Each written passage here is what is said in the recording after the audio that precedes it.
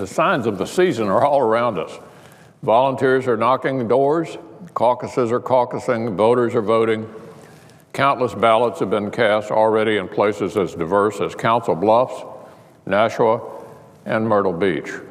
Thousands more Nevadans are making their voices heard today, and Americans in over a dozen more states will have an opportunity to do the same next week. It's campaign season. We're right in the middle of it. And one of the most important issues now is this: who will Americans trust to nominate the next Supreme Court justice? Presidential candidates are already debating the issue on stage. Americans are already discussing the issue among themselves. And voters are already casting ballots, in the case of the Democratic leader's constituents, on this very day, with this issue very much in mind. One might say this is an almost unprecedented moment in the history of our country. It's been more than 80 years since a Supreme Court vacancy arose and was filled in a presidential election year. And that, Mr. President, was when the Senate majority and the president were from the same political party. The same political party. It's been 80 years. Since we have divided government today, it means we have to look back almost 130 years to the last time a nominee was confirmed in similar circumstances. That's back when politicians like mugwumps were debating policies like free silver, and a guy named Grover ran the country. Think about that. As senators, it leaves us with a choice. Will we allow the people to continue deciding who will nominate the next justice, or will we empower a lame duck president to make that decision on his way out the door instead? The question of who decides has been contemplated by many, including our friends on the other side of the aisle. We already know the incoming Democratic leader's view. The senior senator from New York didn't even wait until the final year of President George W. Bush's term to declare that the Senate should reverse the presumption of confirmation and not confirm a Supreme Court nominee except in extraordinary circumstances. We also know how the current Democratic leader feels about judicial nominees from a president of the other party. Here's what he said: "The Senate is not a rubber stamp for the executive branch.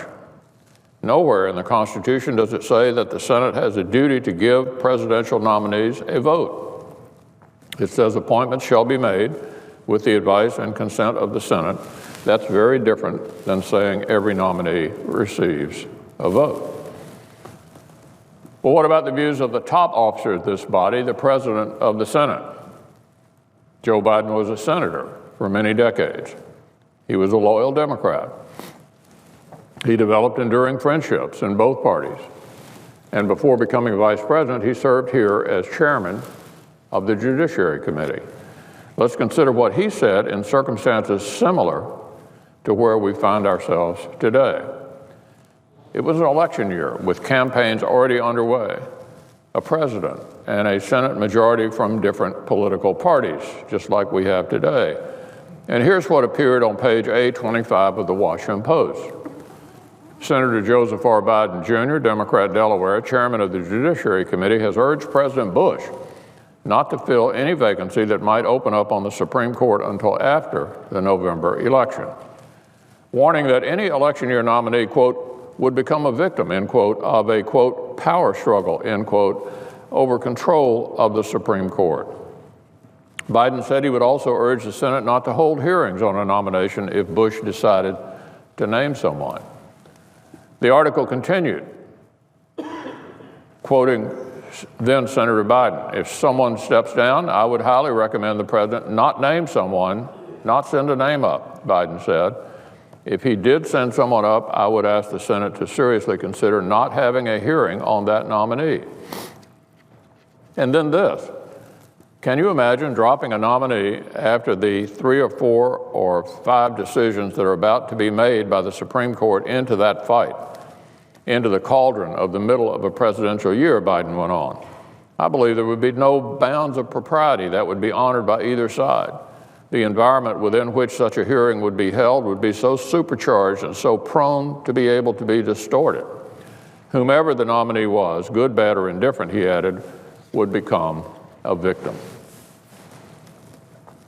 As the current chairman of the Judiciary Committee pointed out yesterday, Senator Grassley, Biden went even further here on the Senate floor. He said that it does not matter how good a person is nominated by the president because it was the principle of the matter, not the person, that truly matter. Biden cautioned that some of our nation's most bitter and heated confirmation fights have come in presidential election years, but also reminded colleagues of several instances when presidents exercised restraint and withheld from making a nomination until after the election. One of them was Abraham Lincoln. It offers an example others may choose to consider. President Obama, like Lincoln, once served in the Illinois legislature. It's a place he returned to just the other day to talk about healing the divide in our country. Here's what he said. It's been noted often by pundits that the tone of our politics has gotten better since I was inaugurated. In fact, it's gotten worse. One of my few regrets is my inability to reduce the polarization and meanness in our politics. Well, this is his moment. He has every right to nominate someone, even if doing so will inevitably plunge our nation into another bitter and avoidable struggle. That certainly is his right, even if he never expects that nominee to be actually confirmed, but rather to wield it as an election cudgel. He certainly has the right to do that. But he also has the right to make a different choice. He could let the people decide and make this an actual legacy-building moment rather than just another campaign roadshow. Whatever he decides, his own vice president and others remind us of an essential point. Presidents have a right to nominate, just as the Senate has its constitutional right to provide or withhold consent. In this case, the Senate will withhold it. The Senate will appropriately revisit the matter after the American people finish making in November the decision they've already started making today. But for now, I would ask colleagues to consider once more the words of Vice President Biden. Here's what he said. Some will criticize such a decision and say it was nothing more than an attempt to save the seat on the court in the hopes that a member of my party will be permitted to fill it. But that would not be our intention, Mr. President. If that were the course, to choose in the Senate to not consider holding hearings until after the election. Instead, it would be our pragmatic conclusion that once the political season is underway, and it is, action on a Supreme Court nomination must be put off until after the election campaign is over.